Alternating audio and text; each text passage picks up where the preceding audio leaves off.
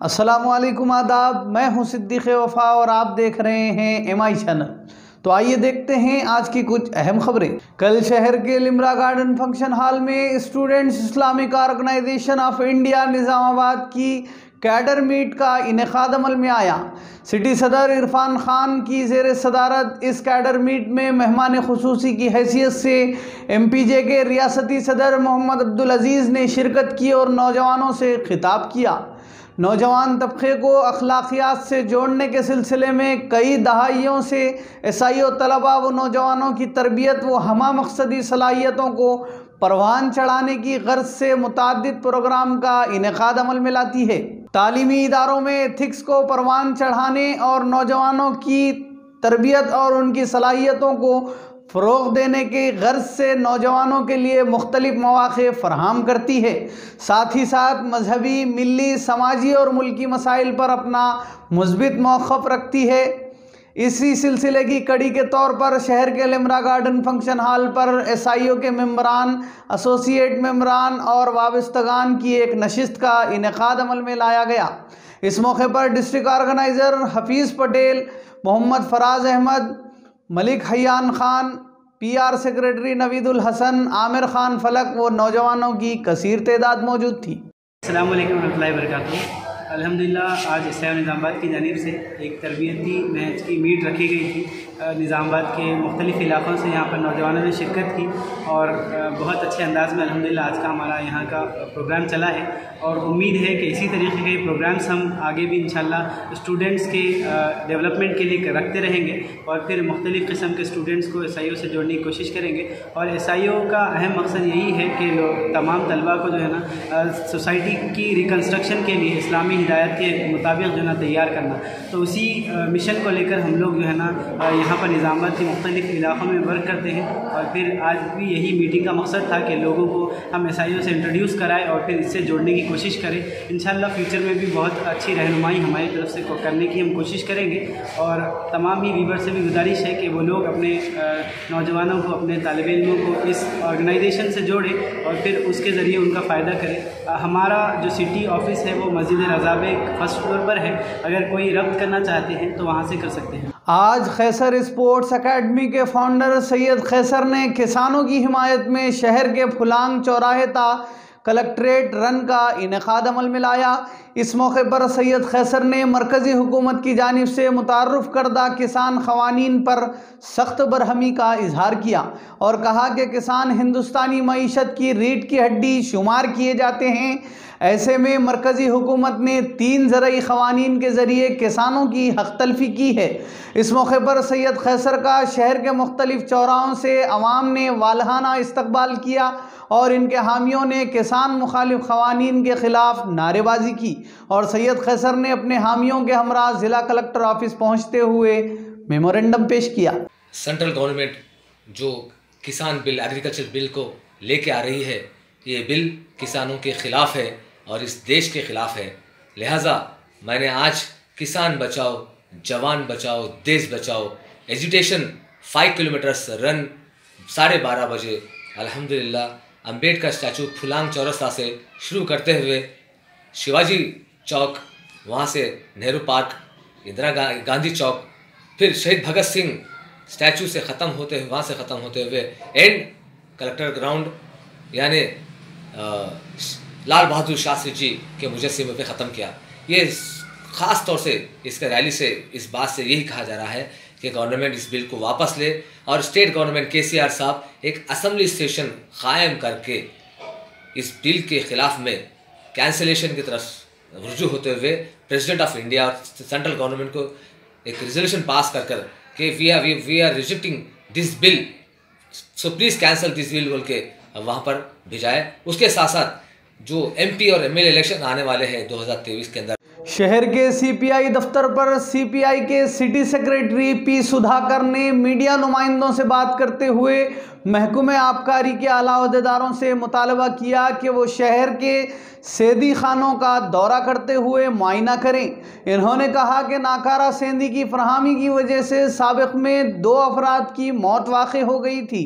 वाज़ेह रहे कि सेंधी खानों में कीमियाई अज्जा की मिलावट करते हुए मजदूर पेशा अफराद की सेहत से खिलवाड़ कर रहे हैं, जिस पर CPI के कायदीन ने सख्त नाराज़गी का इजहार किया और महकूमे आबकारी के अहदेदारों से शहर में चलाए जा रहे सेंधी खानों पर सख्त निगरानी करने की बात कही। इस मौके पर CPI के कायदीन व दीगर मौजूद थे। मुस्लिम माशरे में बढ़ते हुए तनाज़ात की रोकथाम के लिए जमात इस्लामी निज़ामाबाद की जानिब से फैमिली काउंसलिंग के लिए अफराद की तैयारी के लिए तरबियती कैंप का नॉलेज पार्क इंटरनेशनल स्कूल पर सुबह 10 बजे ता 5 बजे दिन इनेकाद अमल में आया। इस तरबियती कैंप में तकरीबन 40 मर्दों ख़वातीन ने शिरकत की। इस तरबियती कैंप से माहिर family counselling Mohammad Afzal, advocate Iqbal Hussain, Malik Motasim Khan, MN Baig Zahid, Ahmad Abdul Azeem, Khwaja Naseeruddin, नाज़िम ज़िला जमात इस्लामी ने खिताब किया। वाज़ेह रहे कि शहर निज़ामाबाद की आवाम फैमिली काउंसलिंग के लिए दफ्तर जमात इस्लामी अहमदी बाज़ार मुत्तसिल रज़ा बेग मस्जिद से रुजू हो सकते हैं। आज निज़ामाबाद में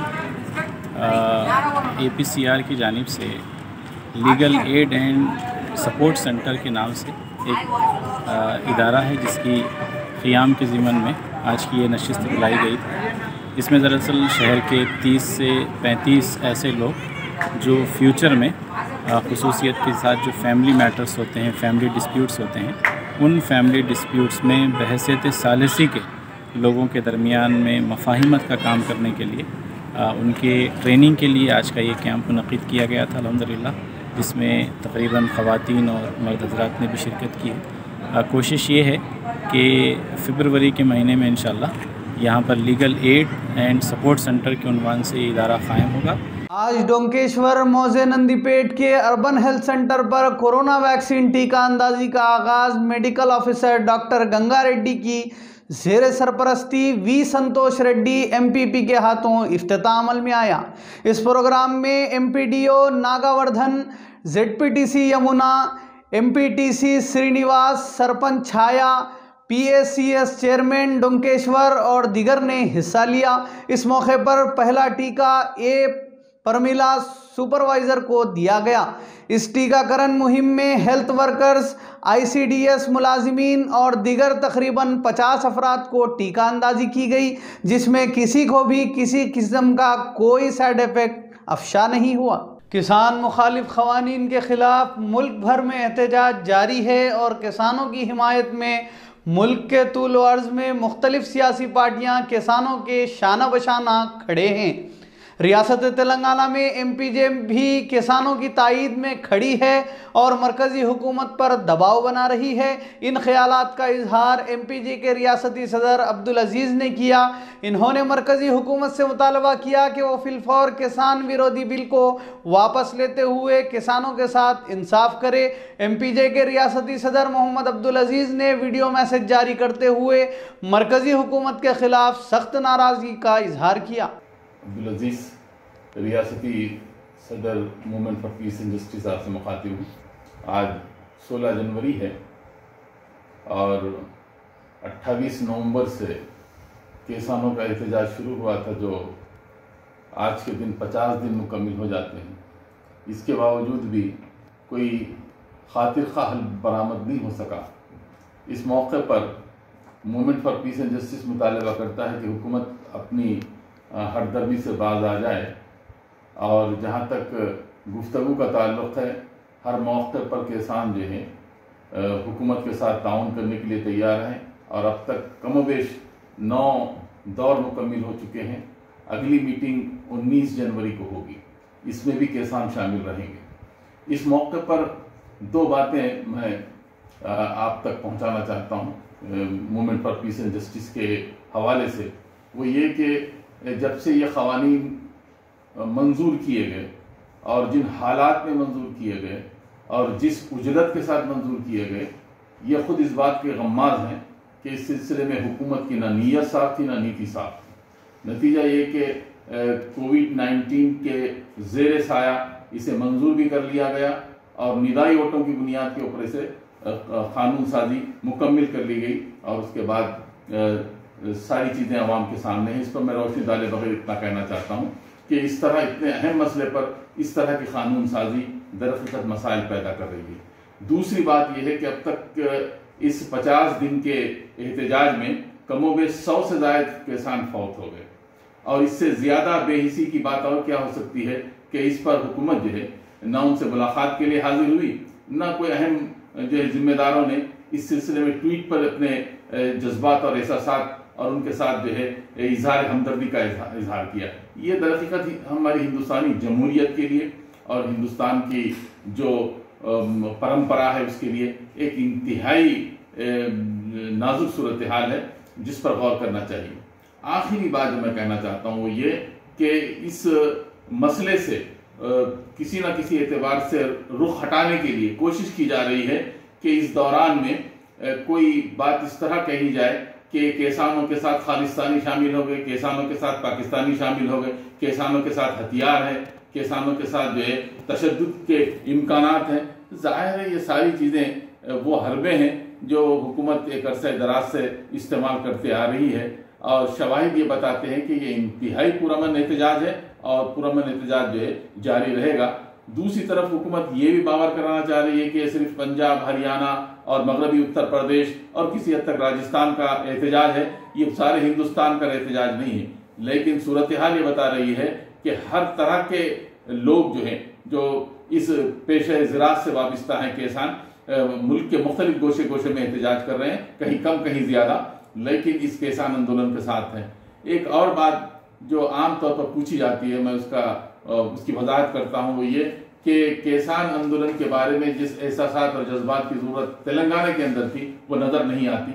उसकी बुनियादी वजह यह है कि यहाँ पर कोई मजबूत किसान संगठन नहीं है, कोई इस तरह की ऑर्गेनाइजेशन या तंजीम नहीं है जो इस मूवमेंट को लेकर चल सके। यही वो बुनियादी कमजोरी है जिसकी वजह से आपको किसानों के एहसासात और जज्बात जो है ज़मीन पर नज़र नहीं आते। लेकिन जहाँ तक ज़मीन का ताल्लुक़ है और लोगों की एहसासात का ताल्लुक़ है, किसान इस मौके पर इस आंदोलन के साथ है।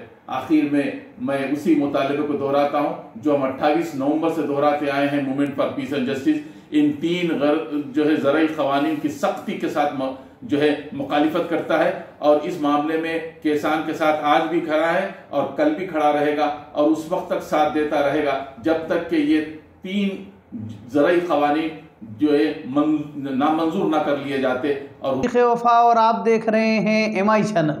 तो आइए देखते हैं आज की कुछ अहम खबरें।